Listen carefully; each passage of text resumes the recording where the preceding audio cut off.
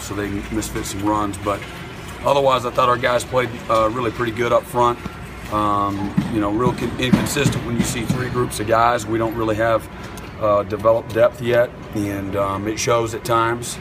Lost Boulware after maybe the second series today, and so that really messed up our chemistry with that first group.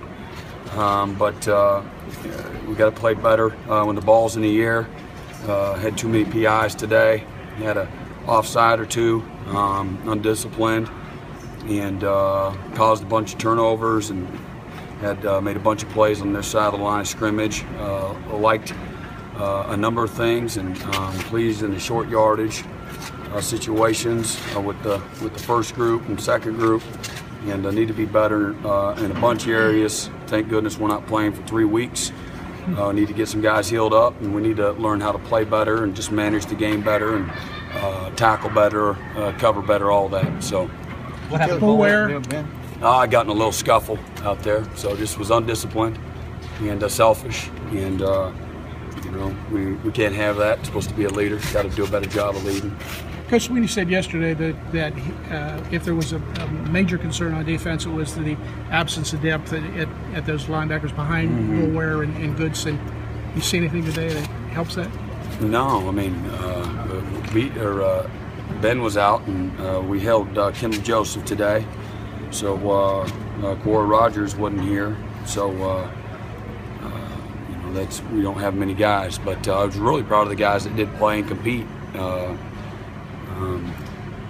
B.J. Goodson and the Nichols, Travis and Dorian did some really good things, and a few things not so good, but really pretty pleased with those two. And Jalen Williams, Chad Smith,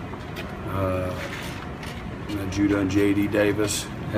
Looking at Martin Aiken as a will linebacker, try to develop some depth there, and he's got the tool set to do it. I just don't know what he's doing yet, but he's capable of doing it, and a lot to learn there for him. But so we'll see where he goes from here. But I think I named everybody. But many. That's good. It's an emergency. It really is. Particularly I look forward. Looking forward to a year from now. And and where we're at, and so we get this really important recruiting class, this one and the next one. I mean, it's critical, as critical as I've been around at bringing in the right guys. So because we're going to need them. How was the scrimmage today? I thought they competed. Didn't think it was our best day from a tempo standpoint. Thought we could have moved a little bit faster. Saw some good things, saw some flashes, some guys flashing, but still a couple of critical mistakes that we got to get cleaned up. Was encouraged by what I saw in the red zone. Able to get the ball in the end zone a couple times, and also, didn't lose yards so we can kick and secure the points in the red zone. So overall, got to see the film to get a true evaluation. But just the big thing that sticks out is we turned the ball over and we didn't play as fast as we've been doing all camp. Who's looking the strongest running backs on those 3rd and 1 goal line situations? Obviously Wayne. Wayne's up to about 213 pounds, and he's running low, running hard. Terry Allen and Diamond Adams, their assistance has really helped with him. C.J. Davidson and C.J. Fuller are both running tough.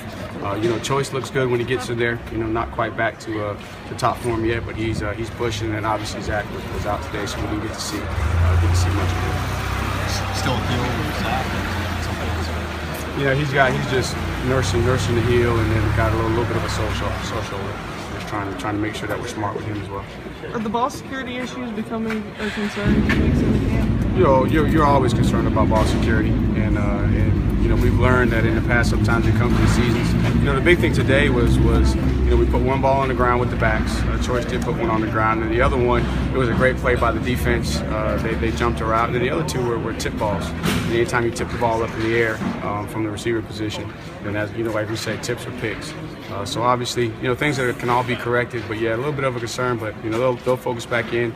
Obviously, it's camp. They're tired, and just didn't have the complete mental focus they needed today. What's the number of receivers you could see getting more than just a couple of reps? I think legitimately we got 8 guys in that room that have had a good camp, that you can travel and play from Mike Williams, Sharon Peak, all the way down to Hunter Renfro. You know, he's earned the respect of his teammates, his quarterbacks. So there's 8 guys in that group that I could see getting significant snaps. How do you divvy up those snaps? You know, it'll be up to Coach Scott and how he grades them coming out of camp. And again, if a guy is worthy of 20 snaps, and he'll play 20 snaps. If it's a 50-50 split, then they'll try to get 50% of the snaps apiece. And it really just depends on how Coach Scott sees it. But from my perspective, I see the 8 guys worthy of splitting time, which is what we need, quality depth. In order for us to play fast, those guys got to do a lot of running. And you're going to have guys that can spell guys, because again, we want to throw the ball down the field, and those guys are going to have to run down the field. And if you can get another fresh guy in on a DB over the course of the game, it wears them down. How was the offensive line today? It looked pretty good. There were a couple opportunities to get better.